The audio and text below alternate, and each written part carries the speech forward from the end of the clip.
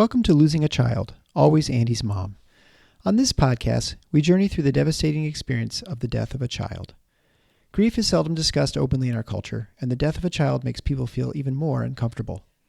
We approach the topic openly and honestly, speaking to people who have lost loved ones and experts who help care for them. Whether you are a parent experiencing loss or someone who wants to support another going through this tragedy, this podcast strives to offer hope and help.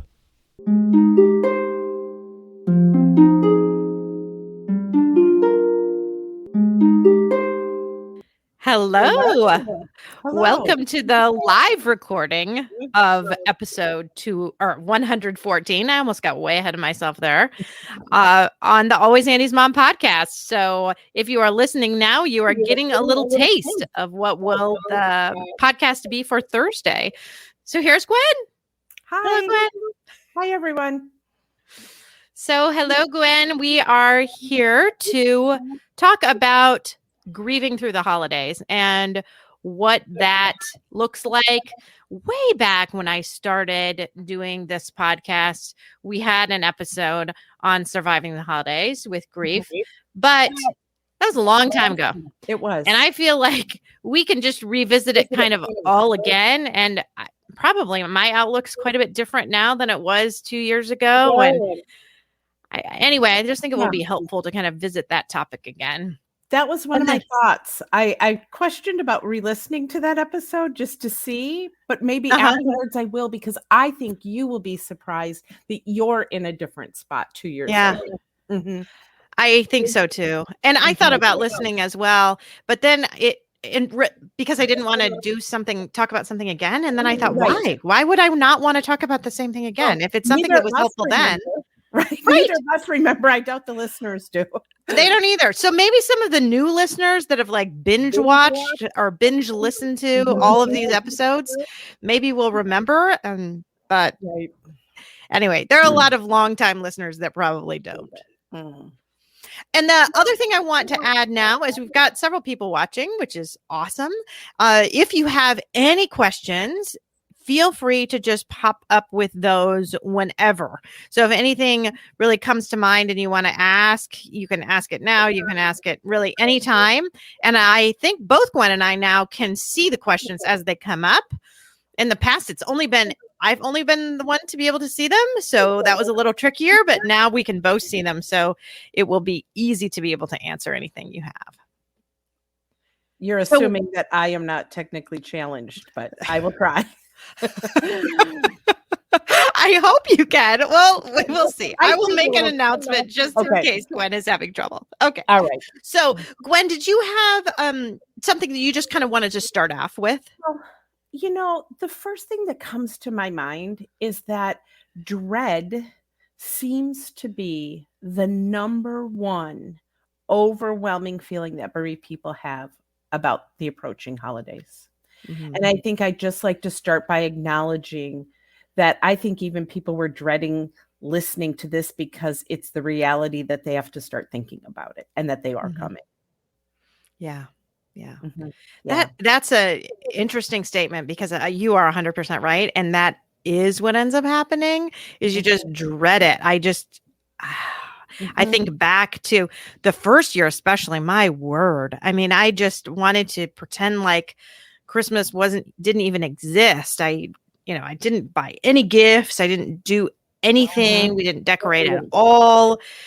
I took off, to Las Vegas to see my family, which was wonderful to see some of my family. But I mean, it's not something that normally a family, a mom and her kids and husband and kids do not normally fly to Vegas on Christmas Eve. Right. They kind of teased me in the support group that like, oh, you're going to Vegas. That's okay. The number one wish, I think, for bereaved people is that it would be January 4th. Like we could just skip forward. We don't usually want to fast forward, but I think with this season, people just want to be on the other side of it. So I think to acknowledge that for people, and just that they have that sense of just knowing it's coming. Yeah. And the thing is, as I've said this, in my 34 years of doing grief work, it comes sooner and sooner, meaning the season is so expanded now Yeah, that's that true. it hit us long before Halloween this year, right? The decorations were out. I am shocked how many people that I follow on Instagram already have their complete tree up, everything decorated. Well, I was bad for Halloween this year. So just as a little aside, we had not handed out Halloween candy since Andy died. So the first years after Andy died, I just couldn't get myself to do it. We basically just hid in the basement with the lights turned off. We didn't do anything. And this year, we're going to talk about this a little bit later about giving yourself permission to do what feels right at the time. So I know this is going to come up because I think it's super important. But on Halloween, so Halloween is coming up. I said to Peter, do you want to hand out candy? He said, I don't really know. Erica wasn't going to be on call, so he couldn't hand out candy. So it's just the two of us at home. And I'm trying to decide whether this is something I want to do or whether this is going to be too difficult for me. And I waited until the last second. And finally, so it's the afternoon of Halloween on Sunday. And I was like, okay, I think I can do this. I am going to hand out candy to the kids this year. I was just having a day where I felt like I could do it. So I go to the grocery store, the big Meyer grocery stores, huge here in Michigan. And I walked to where the Halloween candy had been. All Christmas candy. No. The Halloween candy was gone on Halloween, and it was only Christmas candy. And I'm looking like, do I hand out candy canes for Halloween? I don't think so. So it took me, I think I had to go to 4 different stores before I found any place with any Halloween candy. But it was funny that it hadn't even passed Halloween. And all the Christmas candy was in them. So we had already switched to Christmas in October. Right. You just said so much there, though. I think, one of the key parts about handling the holidays is planning ahead and thinking of it. But the other part of that is being flexible, that if that moment comes and you can't follow through with the plan, that's okay too. So I think what you just did is you just left it open to see how you felt that day. And you obviously were committed to it once you said, I'm going to do this, to go to 4 stores to find. Right. Because I really had made that decision, and I was quite firm in it, because you are 100% right. Once I got to about the 3rd store and there was still nothing, I was like, maybe I shouldn't, maybe this is going to be bad. But I thought, no, I really am. I had made this decision and I want to go forward with it. So I ended up paying, I'm sure, way too much for candy. Right. But I love what you just said, because you said, maybe I shouldn't. And one of the things we always talk about is don't shit on yourself. For the holidays, my suggestion is that rather than the shoulds, think of the word want. What do I want? And that day you decided, I want to do this. We want to do this. And so we replace the word should with want. And if you don't want to do it, you do not have to. I hate to think that bereaved people are shitting on themselves so much this season that they're doing all these things that they think, that other people expect of them, and they don't really want to do them. So we have to replace that with an I want, what do we want? And that requires us to think ahead of time.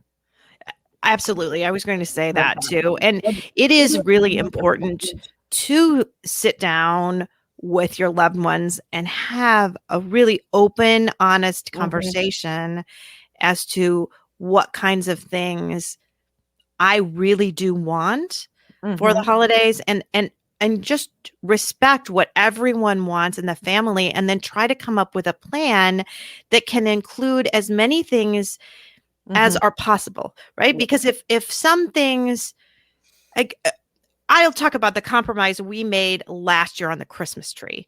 So I still was having a very hard time with the idea of having a Christmas tree. Andy loved decorating the Christmas tree.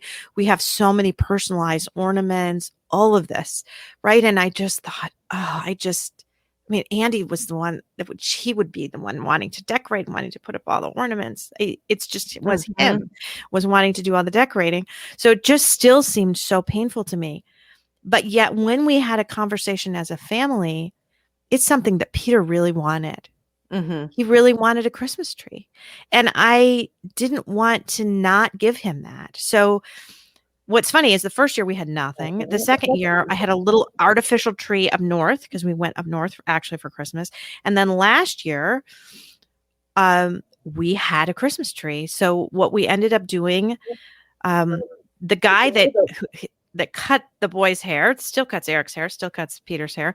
Anyway, he sells Christmas trees at his barbershop, and his name is Andy.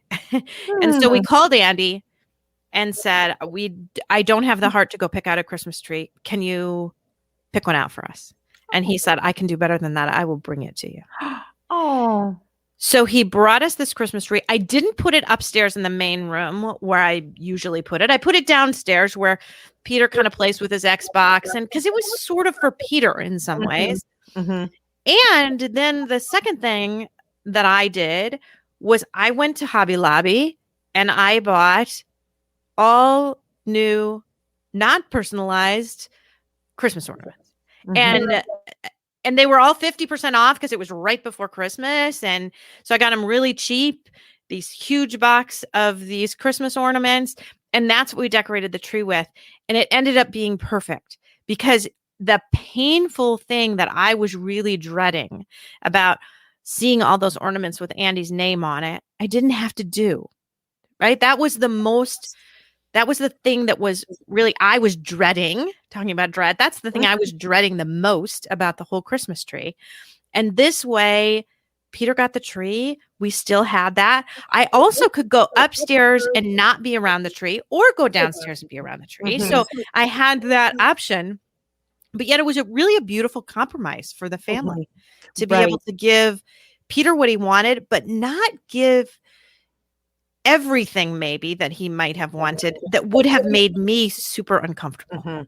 Well, it's not sacrificing one for all. It's just finding what the balance would be. Yes. And the thing that I just want to encourage people is it does take extra effort. Like it took you having to go to Hobby Lobby to get the things, rethinking where you put the tree, but it really was worth it because it was more peaceful than upsetting. Right. Because you put in the work. And that's what I just want to, if people are thinking, I just want to coast and hope this all magically disappears or doesn't, just happens, that's not a good choice because they are coming. But then you have the choice to how they're going to happen for you and your family. But that's where the work comes in. It really is so much, I think, communicating and being able to balance all of this out too. Yep. I always say those are the two things, communicate and then compromise. What does that look like? And that takes that communication. I'm just looking at some comments that we have here. Can you read them now? I see two. How many do you see? Perfect. Yes, okay. I see two comments as well, so I think we're good. Okay. So one is Shirley just announcing she was watching, so hello to Shirley. But Aaron just sent a message. That's an amazing idea. As the first Christmas approaches, I don't have the heart to go through my Christmas decorations. Just getting new stuff will be easier because my other kids want me to decorate. Right. That's exactly right. I think that was the perfect thing to do for me. And then I also got out some of the things. So the other thing that's a big tradition in our family is that every year they get me buildings for the little village, St. Nicholas Square village that you buy all those at Kohl's. And I have this expansive village now. And anyway, last year, and Andy's the one that puts that out every year. So, and I would always, we were talking about how it gets earlier and earlier and earlier. Well, he was always on me to get out the village earlier. And I would let him get it out before Thanksgiving some years, if it had really snowed. That was always my criteria. It was like, well, either you can do it over Thanksgiving break Or if it snows before Thanksgiving, like a real snow, then you can put it out ahead of time. And so occasionally he would get it out the week or so before Thanksgiving. But so he would do this whole thing, and I would come home and there would just be boxes everywhere, and it was always a disaster. And I'd be, Andy, you need to keep everything together and keep it organized. But so last year was the first year I had the heart to get any of them out. And again, what did we do? We just picked a few. I think I put out 8 buildings. I mean, I didn't put out everything. And again, it was Peter and Catherine and I looking through and deciding which are the ones that are the most special. Right. Yeah.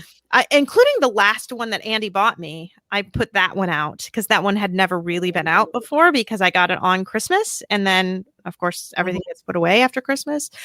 So anyway, that was another way that we kind of compromised that we just. Anyway, this year we will see. Right. We will see what happens. We'll see if I put out the whole village.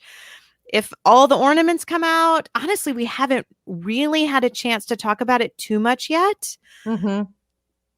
What I also like about what you said and reminding those, and, Erin mentioned about, her other kids, is that they helped you. I think one of the things as moms sometimes is we get the pressure to do it all and make all those decisions ourselves. But I always tell people, ask the kids. I mean, ask them, what part do you want to see? And when you talked about just picking those 8 villages, you did that together and had their input, and that's really key. And to ask them, how do you want them to be remembered, and is this something that you would like to see? Yeah, I think you're right. I think that's good too, because we put pressure on ourselves as parents to make all of these decisions and to decide all this, but we are a family. We are a unit with all these different members, and they all do have different wants. And like, for example, that first year when I didn't want to do anything, nobody wanted to do anything. So that ended up being okay because we kind of all decided we didn't want to do anything. I see a question here from Rachel that I'd like to address. It said, how to handle being at large family gatherings where everyone will be present except for the child who died. First extended family Thanksgiving, 16 months after the loss of our son. First, Rachel, those firsts are really hard. I mean, this is all very difficult. But again, I believe that planning ahead and thinking, how do you want him to be remembered? To me, I think one of the most difficult things is if we try to go and pretend like it's just like any other year and you don't have a plan for how yours, it just says child. I don't know why I assumed a son, but how your child, oh yes, it did say son at the end, how their son will be remembered. So is it a special toast? Is it a prayer? Is it an empty chair? But for some people, they think, wow, that empty chair is so loud. I don't like that thought. Maybe, have part of their favorite food and just have everyone acknowledge that we're passing their favorite food and we'd love everyone to, have a bite together, whatever that is. To have a plan for that, because I think especially when it's extended and there's so many people that it can be easily overshadowed, and you just kind of go in and everyone smiles. We talk about the weather and we talk about trivial things, but we don't really talk about that person. Well, and I'm wondering too about getting someone in that family who's going to be there and talking to maybe 1 or 2 people about it a little bit ahead of time would be helpful too. I recently read something that was reposted that Anna Whiston Donaldson wrote. She was on the podcast quite some time ago. She wrote the book Rare Bird. Anyway, she wrote something about Thanksgiving, that very first Thanksgiving after she lost her son, and she had brought a candle along. And right before Christmas dinner, she said, well, I'd like to light the candle in place of him. And her brother-in-law said, ooh, that's a pretty strong smelling candle. And, mom's really, really sensitive to smell. So could we wait until after? And then she said she was just taken aback and almost in tears. And then she's thinking, I can't even do this right. I'm a horrible mother. Now I can't even pick the right candle. And then, of course, everyone sees how bad she feels. And then everyone's backpedaling. Oh, just light the candle. But what I think might have been helpful is if she had one or two people to softly introduce that idea ahead of time, it might have been easier. So, because I think the candle was a beautiful idea. I think it was fantastic. But the problem is she had to sheepishly kind of put that out there at the last second, and then nobody had time even to think about it. So, but it just so hard and horrible because you don't want to have that kind of response back. Right. This is what Zig Ziglar has said about we either react, which our reactions are usually negative. And that was his reaction right away, right? It was about the smell. Yeah. But our responses are usually positive. And the subtle difference between reacting and responding is planning ahead of time. Yeah. So that we're not looking for reactions. We're responding to what we've planned out, that how this person's going to be remembered. And someone else said in here, it makes me sad when people are afraid to talk about our son with us. And I always tell bereaved people, isn't it sad that we have to be the ones to gather up the energy to bring up their name? And if we wait for others, oftentimes it doesn't happen. And we just have to get comfortable speaking out their name and modeling that, so people know, oh, it's okay because Marcy's bringing it up, and so I can too. Right. So we have to kind of lead the charge on that one as well. Yeah, and I feel like I need to do that all the time. I know that Andy won't ever be talked about unless I bring it up first, which is so hard and so sad. And I do know that when we go to these family gatherings still now, it bothers me so much that when his name isn't even mentioned. And most of the time still his name is not even mentioned. But that's why you like to be able to say it and tell people all the time. Do you know how much better it makes me feel if you mention Andy's name, if you talk about it? Okay, we have another question here. We've got a few little comments. I feel like I want to read through here. You can go ahead and do that. I don't know. I'm just trying to. We've got some just hellos. We've got a couple hellos from Canada, so that's great. And someone talking about a picture. I had just talked to somebody else recently about the picture too, and about how like holding a picture when the family picture gets taken, of holding a picture of your loved one, and how like the husband wanted to do it and the wife wanted to do it, but nobody wanted to make anyone uncomfortable, so it ended up no one went and got the picture. That is really so. That's another key, that communication, talking about it ahead of time, because that both of them regretted not doing it. And then once they talked about it, they wished they had. So, okay. Right. So, yes. So here's this question that you were wanting to talk about, I think. So how do you get through the holidays when you are the only one that doesn't want to celebrate? I lost my son in July, and my daughters still want to go to our extended family's Thanksgiving and Christmas, but I just can't. And I don't even want to celebrate either holiday. And my boyfriend that has no children just doesn't understand why I don't want to do anything on the holidays. Right. Well, she used the word understand. And that's one of the things I say, and you may have to say to the boyfriend, is I'm not expecting you to understand it. Because frankly, until you've walked in my shoes, you really can't. Yeah. And so the word is, can you just accept that that's where I'm at for this year? And one of the things I want to, especially a lot of people are writing it's their first, just because you change it this year or say, I can't handle this year, doesn't mean that that tradition's lost and gone forever. It just means that for right now. But again, is there some way that you can celebrate or send the kids, or you come later, or you get to early? I'm thinking of a woman whose child died, and she did not want to go to the family celebration, watching all those kids open up the gifts and be there. And her siblings and her parents said, how can you not be with us? Like, that's, awful. And she just said, you don't have to understand it, but just accept that I'm not going to be there when you open the gifts. But then the compromise was they were going to miss her and wanted her to be a part of it. So she didn't go for the gift opening, but after the children were tucked in bed, she went for the adult time of playing cards and having a few drinks, where she didn't have to be surrounded by the kids. And yes, that was different and hard for the family, but it's the part that she could handle. So I'm just wondering if, Jennifer, if there's parts of it you can handle, because taking the whole thing is too much. We have to. That is too much. Yeah. Yeah. I 100% agree. And that's exactly what I was thinking too.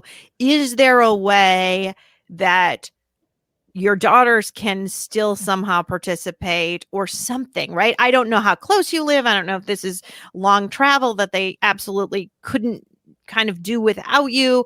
I don't know if you could go, sometimes even if it is extended, you say, we can go. We're staying in a hotel. I'll drop the girls off for a little bit. I'll come later. I could only take this in pieces. And I do think it's important that you need to have an escape plan. Right. Because, absolutely. 100%. Because if you are going somewhere and you are now going to be stuck there, that is really hard. I think back even to when I went, I told you I went to Las Vegas to see my aunt on our first Christmas. And the family went. Well, what was really beautiful is that my aunt lives in a condo building, and on the other side of her was another condo, and the woman was gone out of town for Christmas. And so she offered to my aunt to have my family stay there. So normally we stay in the house with her. And she had other family there, so it would have been crowded anyway. But we were offered that apartment. It was so much better because I could come when I could handle it and leave when I couldn't. So I had a very good escape plan. So even though we were going far away from home and there was no way for me to tuck back home, I had a place to go. So even if it's like a hotel where you have a place where you can get away, I think it's important because when you pin yourself that you're now stuck there and you have to stay for the whole thing, that can be way too much of a commitment. And I don't know how old her daughters are either, but to be able to have kind of an open, honest conversation that I can't handle all of this right now.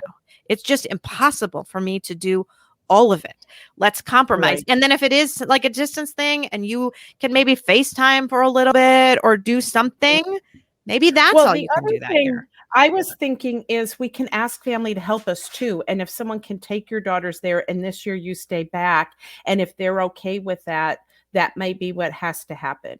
The other thing that I have had some families do is say, okay, this year, can we do something else as a smaller family unit and just go to a water park or go away with us and not do those bigger things, or do one for Thanksgiving and then do something smaller at Christmas? So you really have to tweak. And it takes that constant communication. And we've had three Christmases. They've all looked very different and none of them have been like our Christmas before. Right. We've not gotten back to that.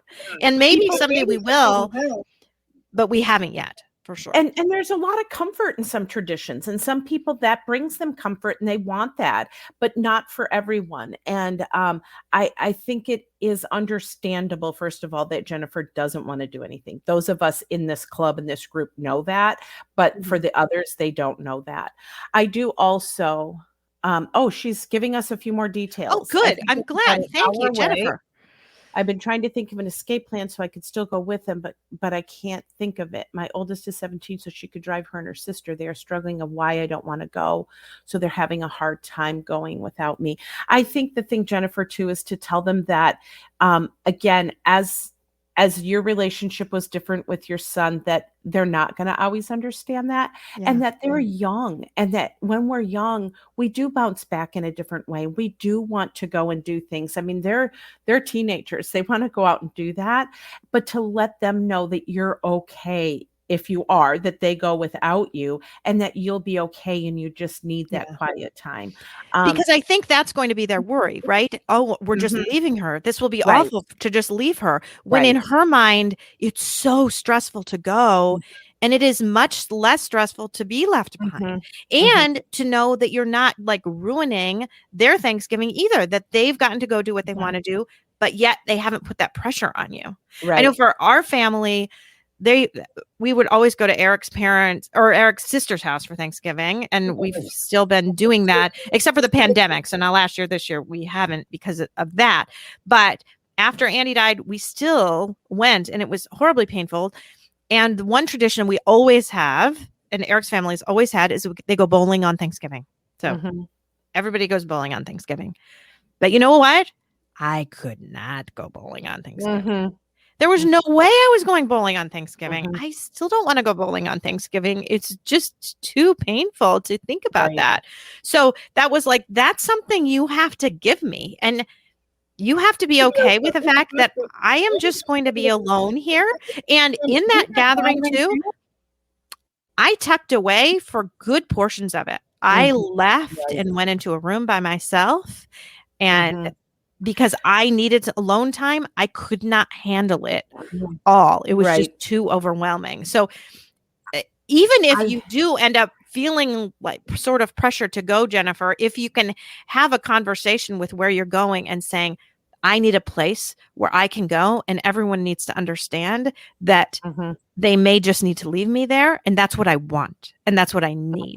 That I Right. can't, that it's too overwhelming for me to do all of this, and if you can give me that space, then maybe you can come, or maybe that's not even until next year. I don't know what Right. that all entails. Or again, if And it's an hour away, is there someone in that family who would say, you know what, if you bring them there and stay for 45 minutes and then you leave, we will get those girls home. I mean, that right. would also be Well, an amazing kind of thing. And then if it ends up not being as bad as you think, now you've got a little more flexibility. Maybe you stay an hour. If it's worse than you think, maybe you stay 10 minutes, but it gives you more flexibility. Well, and I think splitting them too and not having to do both and talking about which one might be better to do or not do. But the other thought that I had is if it's an hour away and you go, and when it gets to be too much for you, go see a movie. Just say, I'm going to take off for a little bit, leave you with your family. You know, you can stay with family. You can go and escape and just take a drive, or, you know, I don't know the climate where you live, but, you know, a walk in the park or something. But I do think there would be a compromise. And again, your children aren't going to understand, because what they truly want is they want mom to be, you know, mom, and what they remember, and to be Okay, comfortable. which of course you're not going to be okay, but they right. And they feel terrible about just leaving you there, thinking that that is And now just such a bad choice. has the advantage of sitting them down and saying, I just listened to all these suggestions. Here's what was thrown out there. Let's discuss this. And what do you think? You'll be surprised. They might then go, oh, that one doesn't sound too bad, or that sounds like a good compromise for this year. You know, I want to go up. Dana said something that I want to address. She said, it's too hard for my husband to look at our son's pictures on the table or even mention his name. How do I compromise there? I hate not mentioning him, but it crushes my husband. I had a family that said the same thing, Dana. And what they did is she created some kind of photo books and scrapbooks. And it also had places for people to write memories. And they laid it out at the holiday season. So when people wanted to read it or open, they could open it and do that. But if it was too hard for some, they didn't have to. So that might be a suggestion. And I think to say, I know it crushes you to talk about it, but what is something that we can do that would honor him, kind of thing. Well, again, that's just that open communication that this is what I feel like I need, and I want to know what you feel like you need, and where can we land maybe softly in the middle. And it sounds like that's going to be really, really challenging, and it will be a hard conversation to have. But, you know, I mean, I can tell that you obviously care deeply about him, because you don't want to hurt him by mentioning those things. And I'm sure he feels the same way, that he feels terrible that he can't do something. So that's where it is. It's just so important to do. I just think back to all the conversations Eric and I have had to have over time, you know, things that are helpful to him that are just not helpful to me, and how we've had to talk about it. I think way back to the, you know, Eric really encouraging me to go back to work so fast, because it helped him. And he was just like, that's going to help. That's going to help. It's going to help. You know what? It didn't help. It was terrible for me. And then it does go to show how things are so different for different people. I go ahead. Oh, I was just going to say, we do need to jump up here to just that whole Charity wrote in about they lost their 18-year-old son in July. Yes. I just want to forget the holidays, but have 2 other kids. And again, I think that goes back to the fact of talking to them, because my they probably are old enough, are teens or whatever, not itty bitty kids, to be able to say, what do you need for the holidays? This is what I can give you for the holidays. And just being so open and honest about that, because, I did a grief share. They have a Surviving the Holidays grief share, and they had it. You put in categories, what I need to do for Christmas, what I would like to do for Christmas, what I can't possibly do for Christmas, right? So you had different categories of things you think. So if you talk to those kids and like, what do you need? Do you need to have a Christmas tree up this year? Do you need Christmas cookies? Do you need gifts? What do you need? And then we're going to start at that list. And if everyone can handle everything on that list, great. And then you move to the want list and you see what might be on somebody's want list that's on somebody's there's no way I can do it list, and trying to come up with a good plan really ahead of time. Right. The other thing that I do think every year when I talk to bereaved people after the holidays is that joy does surprise us, that there are joyful moments. It's not the same overwhelming, oh, I'm so excited for this season and it's all warmth. And, I'm not saying that, but we can catch glimpses of moments where there's some joy, and to realize that your kids, that's what they are craving and wanting. And where can those glimpses be? And I do know that she doesn't want, to have it at all. I get that. Oh, I get it too. I get it. Right. And you might be surprised what your other kids want. I mean, I think back to us and our family, and, Peter was 12 and Catherine was 16. And they were totally fine with not doing Christmas. I mean, we all agreed we couldn't do any of it. Nobody wanted to do the decorations. Nobody wanted to do everything. I mean, we did do something because obviously we went away. We traveled. So we did go and have a Christmas Eve dinner at my friend's house. I just didn't make it. So there were some things that we did that were special for Christmas, for sure. But you might be surprised as to what your kids really want. Right. Because maybe they would like to just travel. Maybe not to Vegas, but, somewhere. Right. Or to go to a water park. I've heard that a lot. And when people scale down or do something different, oftentimes it becomes their new tradition and they don't go back. But the kids don't know what they don't know. So sometimes presenting them with some other fun ideas that are totally different, they go, oh, that's an option. We can go to a water park. Right. And, it's kind of weird too with COVID, because obviously that's kind of screwing everything up, that you might not travel as much. But, you could go and rent some cabin somewhere at a B&B or whatever. I mean, there are different options that you can do that you don't even have to be around a bunch of people, but to just put yourself in a different setting. Correct. I want to go back to Dana's piece about when she was, her husband being uncomfortable and us talking about that. I'm always reminded, and I feel like every holiday I have to share the story of Stephen. Stephen had died and he was adolescent age. And when it came time for the holidays, his mom didn't know what to do with this stocking. And she said to me, what do I do with Stephen's stocking? And I said, what do you want to do? That's that question. Like, what do you want? She said, I want to put it up. I do not want to leave it in the box. And I said, okay, what's the hardest part about putting it up? She said, everyone rolls their eyes at me. My husband, it makes him uncomfortable. And I said, okay, what are we going to do?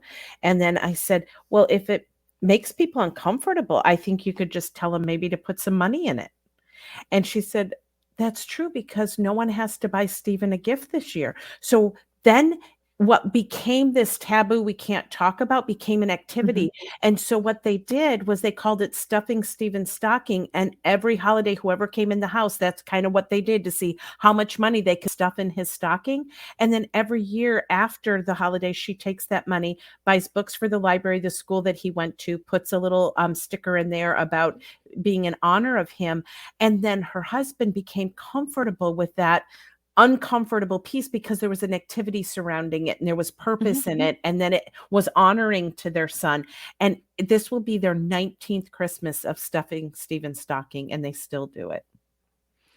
I love that idea. And I wonder if that would be something helpful for Dana, because it isn't it is an activity. It's something to do, and not just reminding everyone of how he's not there and how he's gone. Right. Like, Yeah, what I can we love that. do to honor, and, you know, whether it's serving a meal. I mean, there's other things we can do. And oftentimes when we're doing something to serve others and think about others in honor of our person, it's not just the thought of sitting around and lighting a candle. And I'm not saying those are bad things, but I think sometimes that's what people think, like, that makes me uncomfortable. Right. Okay, we have to get to Aaron's question. We do want to get to Aaron's question for sure. Do you want to read it? Sure. So, how do you deal with siblings that when you asked about Thanksgiving, the first since Emmy died, both say they're going to the other side of the family? I am really hurt and feel they are just abandoning me for our first big holiday. Oh, Aaron, I totally get that. Feels like abandonment. I really do. Yeah. It is what we actually, I call it in the series that I have on my website, I call that relationship pain, because you also have the pain of the holidays and you have your own grief, but then you have that relationship pain, that layer of maybe people that you thought were going to be there for you, or that relationship meant that they were going to say, hey, what do you need from us? Truth be told, and I don't know her siblings at all, and I think oftentimes it's a subconscious thing in our culture that says, I guess it'd just be easiest if we went somewhere else and didn't have to deal with it. I mean, that could be what's happening there. I think to let people know how you're feeling, but not when you're really wearing that anger. I think we have to, you know, slow down and figure it out. And then in a constructive way, be able to say, you know, that really hurts to think that this first Thanksgiving and now we're all alone. And maybe. Well, and you know what I was thinking too, you might almost, because you talked about here, you don't want to seem angry. You might almost preface it by saying, I know you don't want to put pressure on me for Thanksgiving, and you don't want me to have to do all of this work. And that, but it really is making me feel quite alone to not have you here at all and to not be celebrating with you at all. So what do you think we could maybe do instead? When could you come? Things like that. So and then it doesn't come across as I'm really ticked off at you and you really abandoned me, but it comes across, because that certainly might be. I mean, I just want to put that out there, that the siblings might be thinking, gosh, I don't want to put all this on her right now. True. She's grieving and this is her first Thanksgiving and I don't want her making a turkey and doing all of this. And so they might be wanting to take pressure off of you. And if you come at it from that saying, I know you don't want to put anything more on my plate, but I really do need to spend some time with you. How do you think we can work something out? Is it possible to work something out or to meet at a different time or to do something? And that's, again, the part that Erin, who's the grieving mom at her first holidays, has to find the energy to do that. And that's where, doggone it, it just isn't fair. And a lot of people are in their house shaking their head right now going, you're right. We have to find that to be able to say, this is, you know, you may not understand it, but this is where I'm at and this is what I need. And and it is hard. And I know it's hard to have to tell people what you need all the time, but sometimes you do just have to be your own advocate. Oh, and Aaron wrote, that makes sense. Thank you. So I'm glad that kind of resonated with you, Aaron. I'm glad that was helpful. I do also want to acknowledge that we are talking about Thanksgiving because here in the United States, it is coming up next week. But I do know that in Canada, you already had your Thanksgiving last month. I am well aware of that now because I've spoken to so many Canadians. Yeah. Did you know that, Gwen?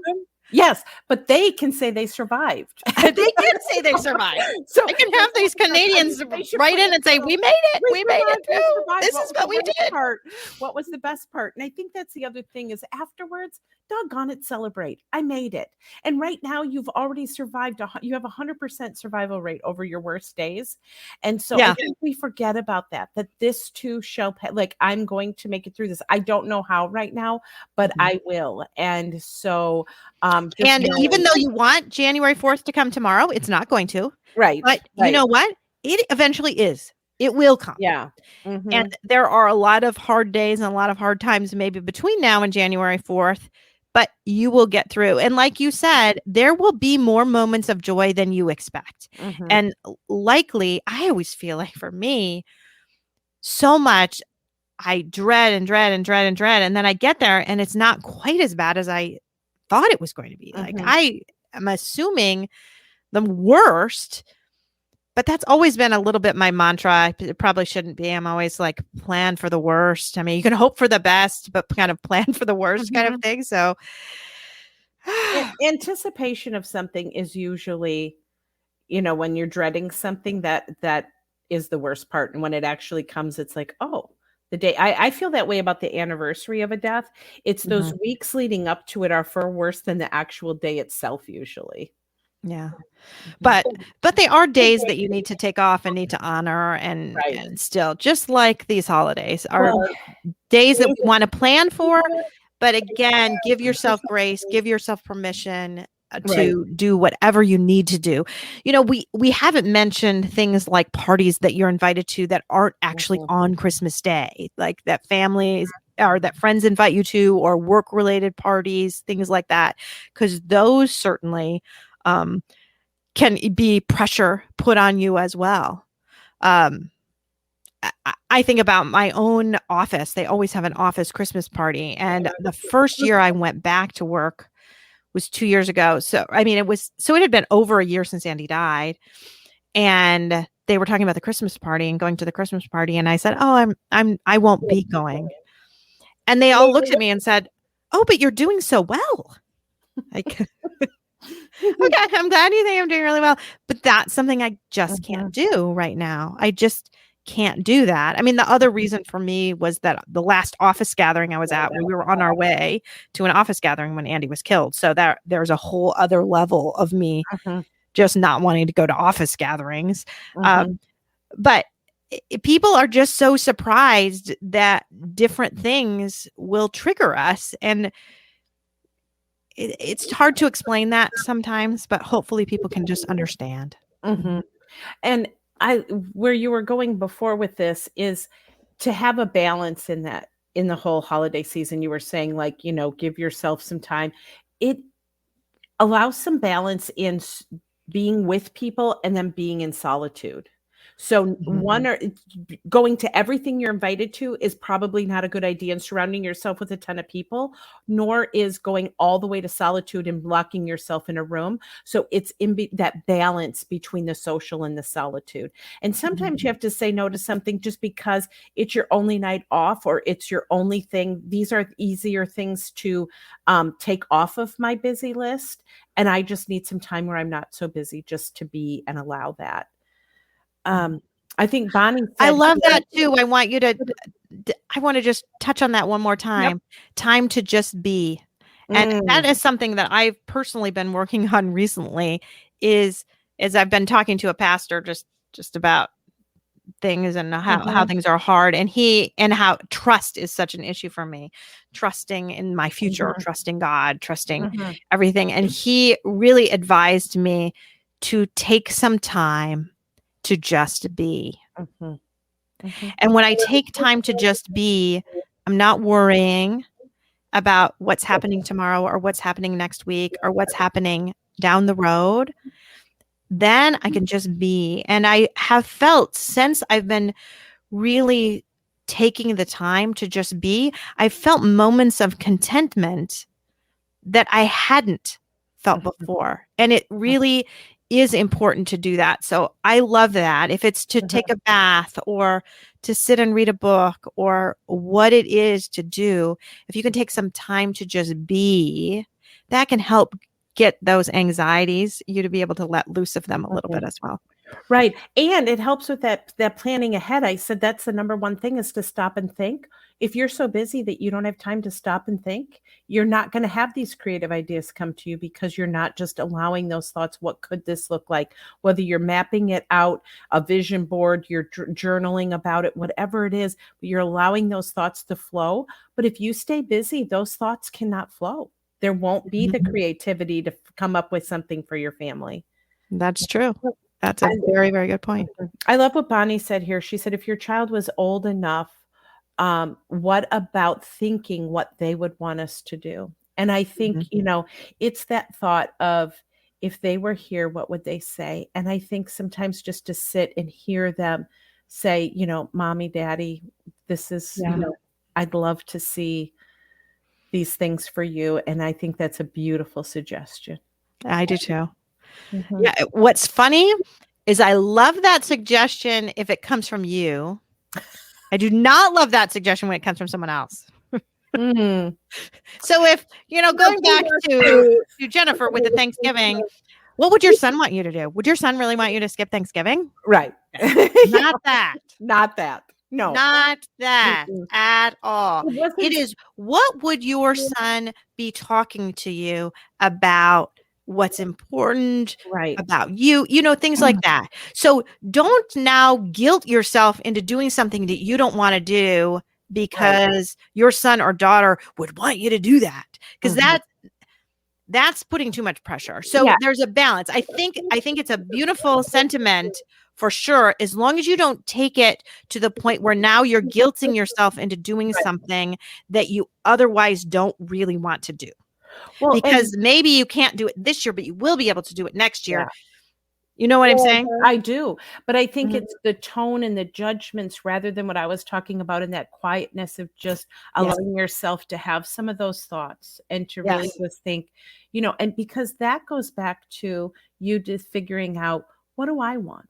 And what can't I do? And how can I?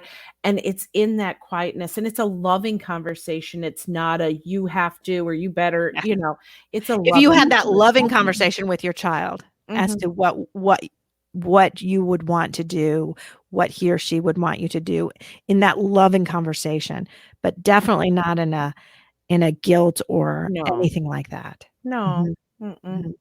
Because you don't need to do everything you did before just because your child loved all of that. That is not, not what needs to be done at all. Yeah. And you're already carrying so much of a load. And I say this often. I've got to read with this. I don't think my son would want us to go on and not be sad and miss him when he want us to desperately miss him. Yeah.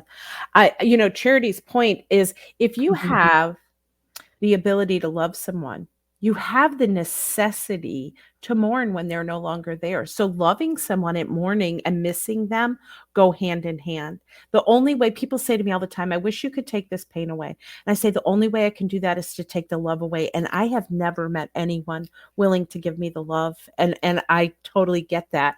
So yes, it is part of loving them and missing them.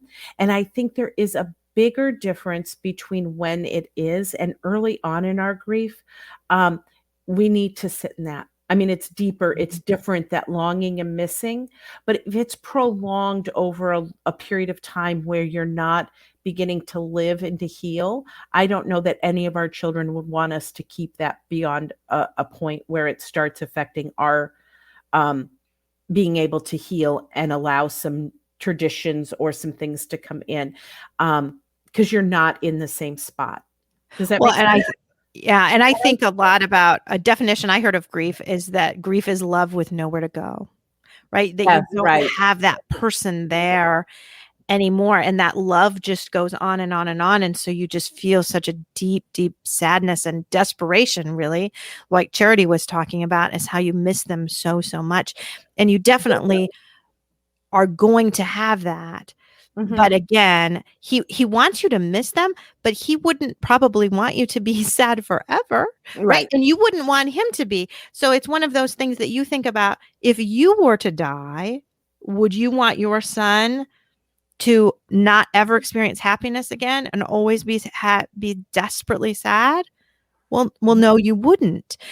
Are they always going to have some sadness? Absolutely. I mean, my mom, I'm 48 years old. My mom died when I was 21 years old. She was 42. I still miss her horribly, but I have had such happy, wonderful memories since she's been gone. I've, given birth to 3 beautiful, amazing children. I married my husband. I met my husband. I went through all of these beautiful things too. So I know my mom wouldn't have wanted me to not have that. I have had some beautiful memories now since Andy has died, and he would want me to go on and have beautiful memories.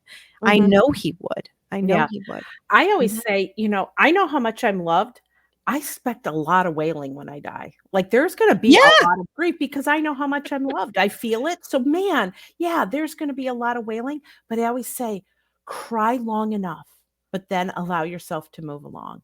Like do it, but you don't have to keep it going because that's beyond a reasonable point. It's not a tribute to loving them. It's, then it becomes well, and I don't cry just for the sake of crying. You cry when you are feeling that loss. And I still cry almost every day? Yep. Pretty much every day I cry. But that's okay. And that's part of me. And that is completely okay and completely fine. Let's take this episode. We've been on for almost an hour, Marcy, and you haven't cried. I don't know that I've been in an episode with you that you haven't cried. So even with something like that, and I'm not saying that you've forgotten about it. I'm not saying any of that.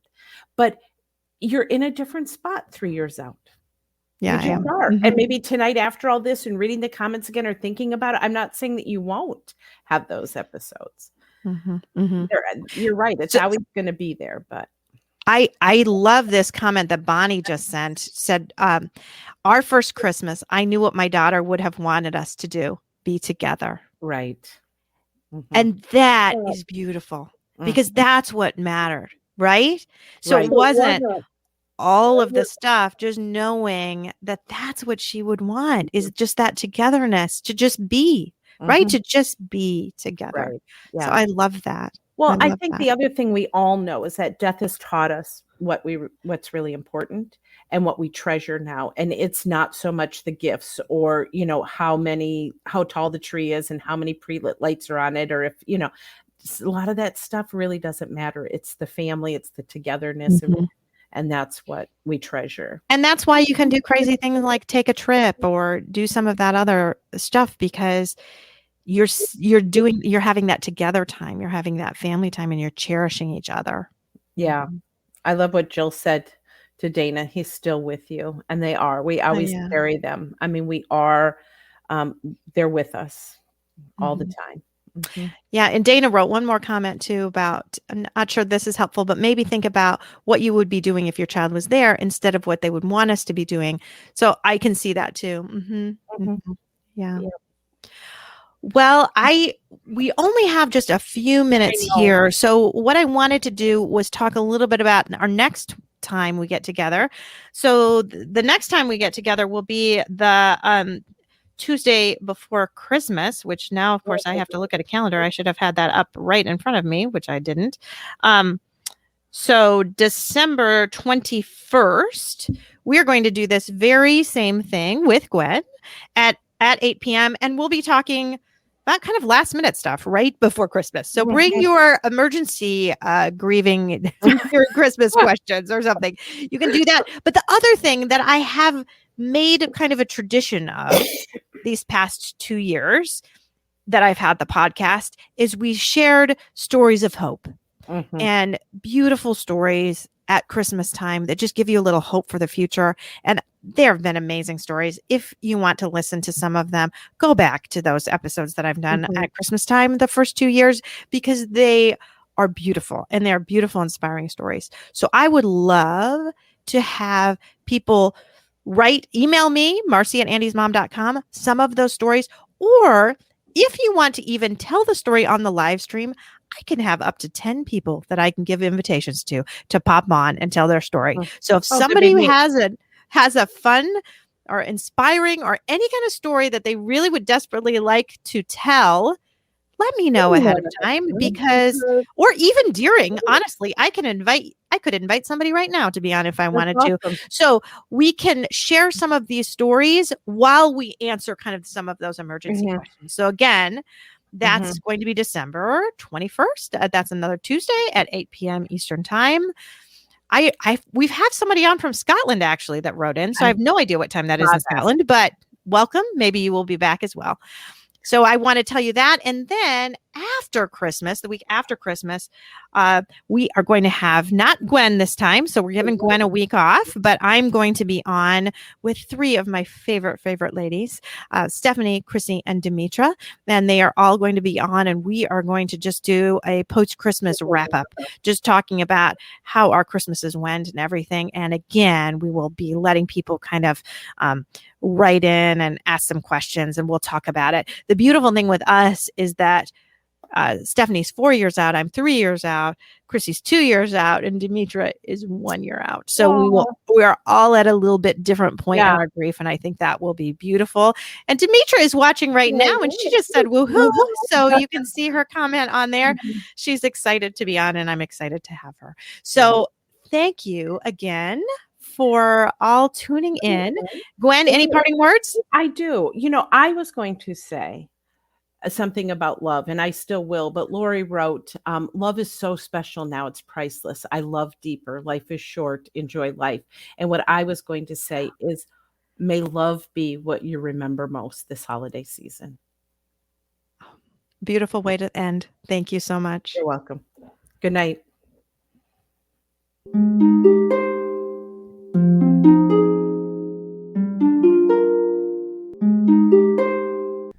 Thanks for listening to Losing a Child, Always Andy's Mom. Please subscribe to the show on your favorite podcast player.